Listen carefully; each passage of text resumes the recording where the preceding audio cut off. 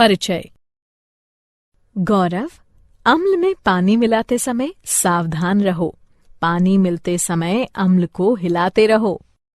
ऐसा क्यों मैम? मैं इन्हें सीधे सीधे क्यों नहीं मिला सकता? ऐसे तो बहुत समय लगेगा। हाँ, ये सच है कि इसमें समय लगेगा, किंतु तुम्हें इसे धीरे धीरे ही मिलाना चाहिए, अन्यथा तुम जल सकते हो। अरे हाँ, मुझे पात्र गर्म लग रहा है। ऐसा क्यों है मैम? बताती हूँ। ऐसा अम्ल व क्षारक के मध्य अभिक्रिया के कारण है।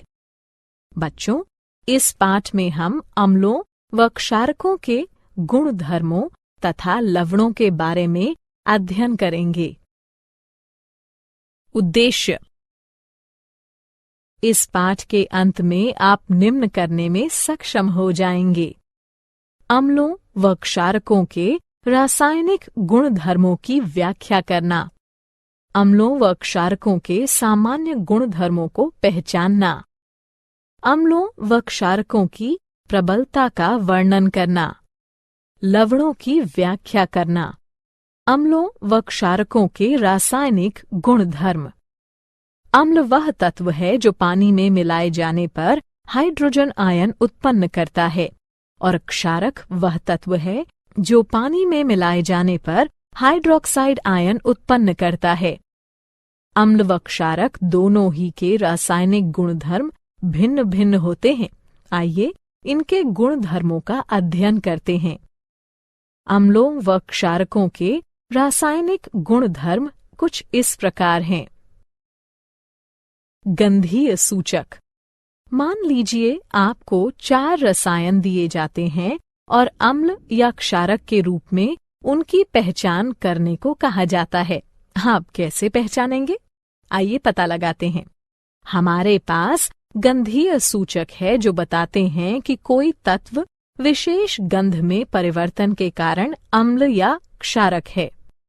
इनका प्रयोग प्रयोगशालाओं में गंधीय अनुमापन नामक प्रक्रिया द्वारा यह देखने के लिए किया जाता है कि कोई विलयन अम्ल है या क्षारक। गंधीय सूचक इस सिद्धांत पर कार्य करते हैं कि जब कोई अम्ल या क्षारक किसी तत्व में मिलाया जाता है तो उसकी गंध का पता नहीं लगाया जा सकता। उदाहरणार्थ, लाल पत्ता गोभी का रस। इस द्रव का रंग नीला बैंगनी होता है, परंतु जब यह अम्लीय तत्वों के संपर्क में आता है तो लाल हो जाता है, और जब क्षारक के संपर्क में आता है तो हरा या कभी कभी पीला हो जाता है। क्या आप जानते हैं, आप जितने भी द्रव देखते हैं उनमें से लगभग प्रत्येक में या तो अम्लीय गुण होते हैं या फिर क्षारीय। जल यानी H2O अम्ल व क्षारक दोनों हो सकता है। इसे कुछ अभिक्रियाओं में अम्ल माना जा सकता है, जबकि अन्य में क्षारक। जल अम्ल या क्षारक बनाने के लिए स्वयं के साथ भी अभिक्रिया कर सकता है। अम्लों व क्षारकों की अभिक्रियाएं। आइए वापस वहीं चलते हैं जहां गौरव को मिक्सिंग बीकर गर्म लगा था। जब अम्ल को क्षारक के साथ मिलाया जाता है तो वह ताप उत्पन्न करता है। इसके कारण मिश्रण आस्फलित होकर बाहर आ सकता है। इससे आप जल सकते हैं। साथ ही अत्यधिक स्थानीय ताप के कारण कांच का पात्र टूट भी सकता है। अतः अम्लों व क्षारकों के साथ कार्य करते समय हमें सावधान रहना चाहिए। आइए अब अम्लों व क्षारकों की धातुओं, धात्विक कार्बोनेटों व धात्विक हाइड्रोजन कार्बोनेटों के साथ परस्पर विभिन्न अभिक्रियाओं पर विचार करते हैं। धातुओं के साथ अभिक्रिया। हाइड्रोजन के ऊपर सभी धातुएं तनु अम्लों के साथ उनके संगत लवण बनाने व हाइड्रोजन को मुक्त करने की प्रतिक्रियाशीलता श्रृंखला में अभिक्रिया करती हैं। पोटेशियम, सोडियम व कैल्शियम जैसी सक्रिय धातुएं भी इसी प्रकार अभिक्रिया करती हैं, किंतु अम्लों के साथ मिलाए जाने पर विस्फोट कर देती हैं। धातु कार्बोनेटों व धातु हाइड्रोजन कार्बोनेटों के साथ अभिक्रिया। अम्ल धातु कार्बोनेटों व धातु हाइड्रोजन कार्बोनेटों के साथ उनके संगत लवण जल व कार्बन डाइऑक्साइड बनाने के लिए अभिक्रिया करते हैं। परस्पर अभिक्रिया। अम्ल व क्षारक एक दूसरे के रासायनिक विलोम हैं।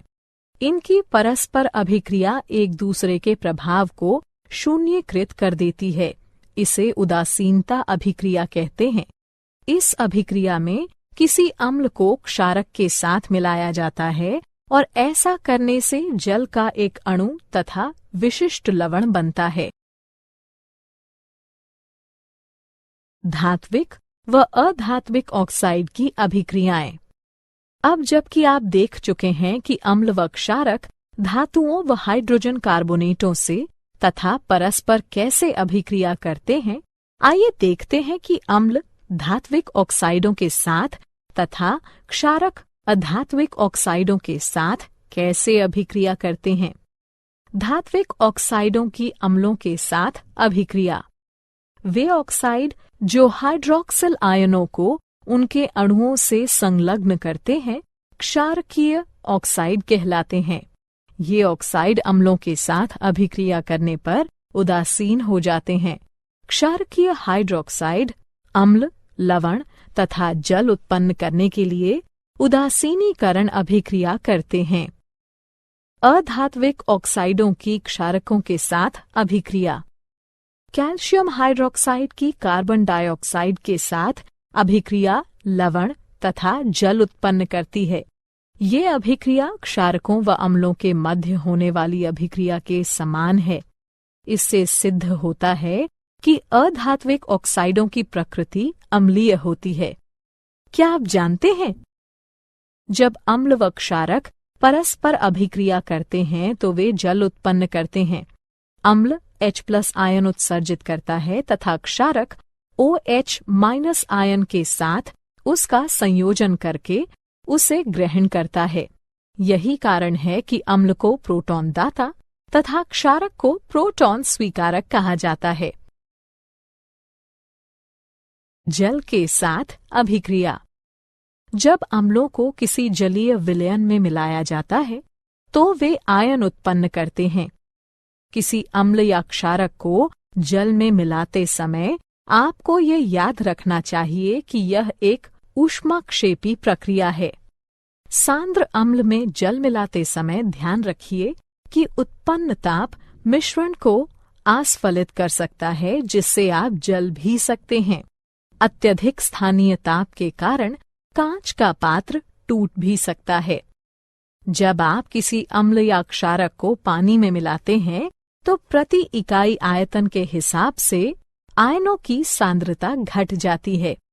इस प्रक्रिया को तनुकरण कहते हैं और आपको तनु अम्ल या क्षारक प्राप्त होता है।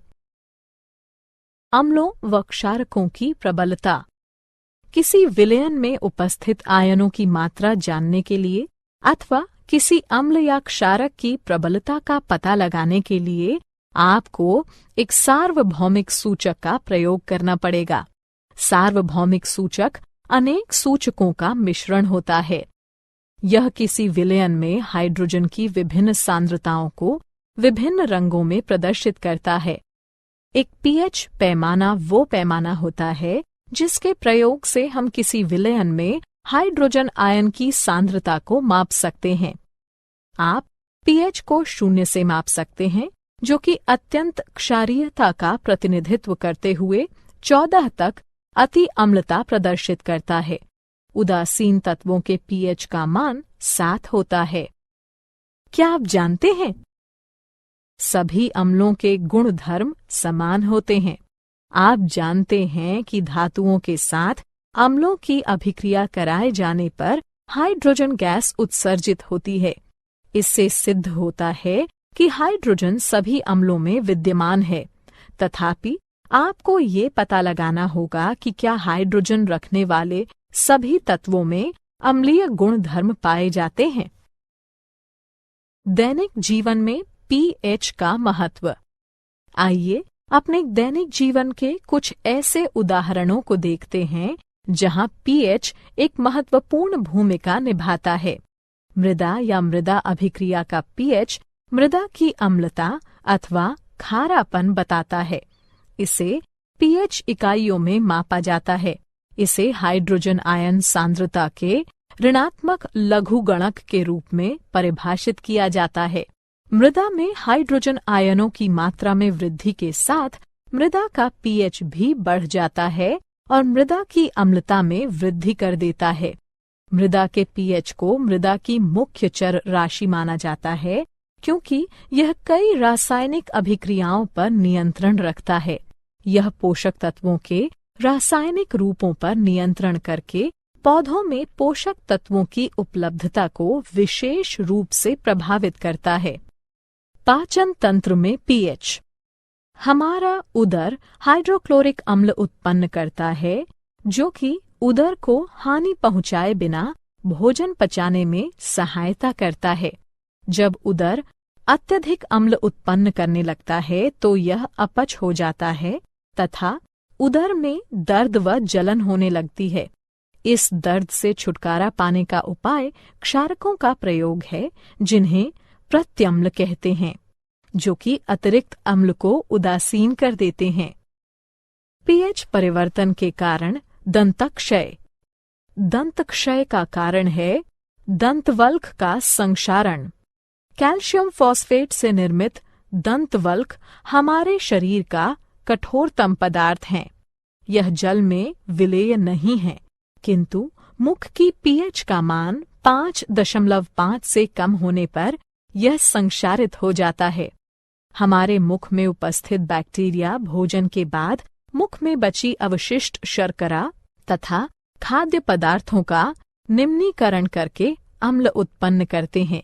इसे रोकने के लिए भोजन के पश्चात हर बार मुंह साफ कीजिए। साथ ही क्षारीय टूथपेस्टों का प्रयोग करने से अतिरिक्त अम्ल उदासीन होता है तथा दंत क्षय रुक जाता है। क्या आप जानते हैं पशु व पौधे आत्मरक्षा में अम्ल उत्सर्जित करते हैं? उदाहरणार्थ मधुमक्खी का डंक, चींटी का डंक या बिच्छू पौधे के कांटे। ये पौधों व पशुओं को प्रकृति द्वारा प्रदत्त आत्मरक्षा यंत्र रचनाएं हैं। लवण परिवार। लवण अम्लों व क्षारकों के मध्य अभिक्रिया से निर्मित होते हैं। जब अम्ल का H+ आयन धातु या अमोनियम के आयन से बदला जाता है तब लवण बनते हैं। एक जैसे ऋणात्मक या धनात्मक मूलक एक ही परिवार के कहलाते हैं।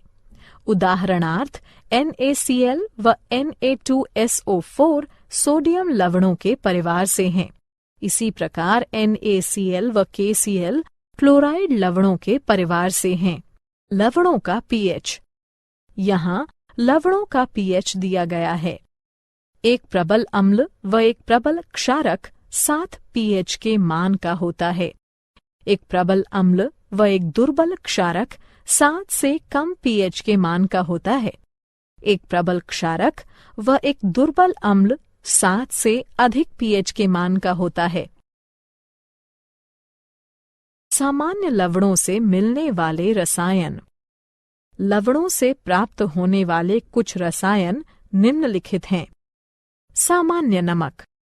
सामान्य नमक, जिसका रासायनिक नाम सोडियम क्लोराइड है, एक आयनीय यौगिक है और इसका सूत्र NaCl है। इसी के कारण समुद्र का जल खारा होता है।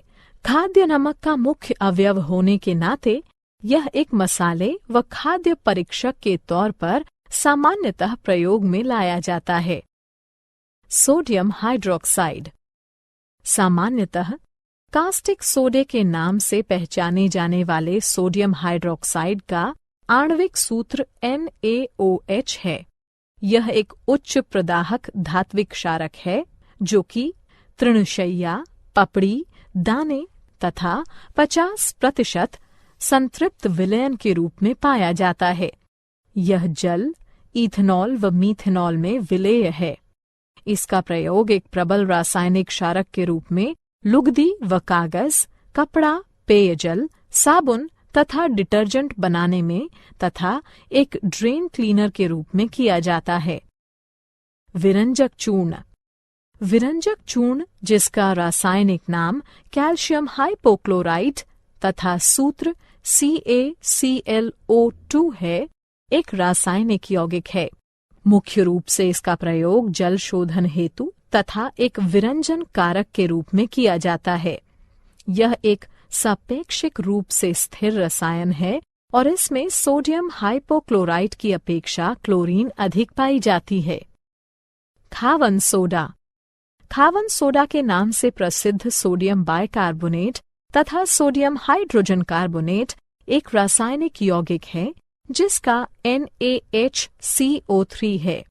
यह एक श्वेत ठोस है जो कि क्रिस्टलीय है, किंतु एक महीन चूर्ण जैसा दिखाई देता है। इसका स्वाद अल्का नमकीन अल्कलाइन होता है। धावन सोडा। धावन सोडा या सोडा भस्म के नाम से प्रसिद्ध सोडियम कार्बोनेट, जिसका रासायनिक सूत्र Na2CO3 है, एक सोडियम लवण है। इसे वाटर सॉफ्टनर के तौर में प्रयोग में लाए जाने के कारण घर घर जाना जाता है। यह विभिन्न पौधों की भस्म से निष्कर्षित किया जा सकता है। यह लवण व चूना पत्थर से बड़ी मात्रा में संश्लेषण द्वारा प्राप्त किया जाता है। क्या आप जानते हैं, क्रिस्टलीकरण का जल वो जल है जो क्रिस्टलों में पाया जाता है। यह क्रिस्टलीय गुणधर्मों के संभरण में आवश्यक है, किंतु पर्याप्त ऊष्मा द्वारा हटाए जाने में समर्थ है। यह किसी दिए गए तापमान पर निश्चित लवणों द्वारा छोड़े गए जल का कुल भार होता है। सारांश। आइए हमने जो कुछ सीखा है उसे संक्षेप में दोहराएं। अम्ल वो पदार्थ है जो जल में मिलाए जाने पर हाइड्रोजन आयन उत्पन्न करता है, जबकि क्षारक वो पदार्थ है जो जल में मिलाए जाने पर हाइड्रोक्साइड आयन उत्पन्न करता है। गंधीय सूचक पदार्थ विशेष की गंध में परिवर्तन के द्वारा ये बताते हैं कि वह पदार्थ अम्ल है या क्षारक। आप जो भी द्रव देखते हैं उसमें या तो अम्लीय लक्षण होंगे या फिर क्षारकीय। हाइड्रोजन से ऊपर सभी धातुएं अपने अपने लवण बनाने व हाइड्रोजन को मुक्त करने के लिए अभिक्रियाशीलता श्रृंखला में तनु अम्लों के साथ प्रतिक्रिया करती हैं। अम्ल कार्बोनेटों व हाइड्रोजन कार्बोनेटों के साथ उनके लवण, जल व कार्बन डाइऑक्साइड बनाने के लिए प्रतिक्रिया करते हैं। अम्ल व क्षारक एक दूसरे के रासायनिक विलोम हैं। अम्लों को जब जलीय विलयन में मिलाया जाता है तो वे आयन उत्पन्न करते हैं। pH स्केल किसी मिश्रण में हाइड्रोजन आयन सांद्रता मापने का पैमाना है। लवण अम्लों व क्षारकों के मध्य अभिक्रिया के कारण उत्पन्न होते हैं।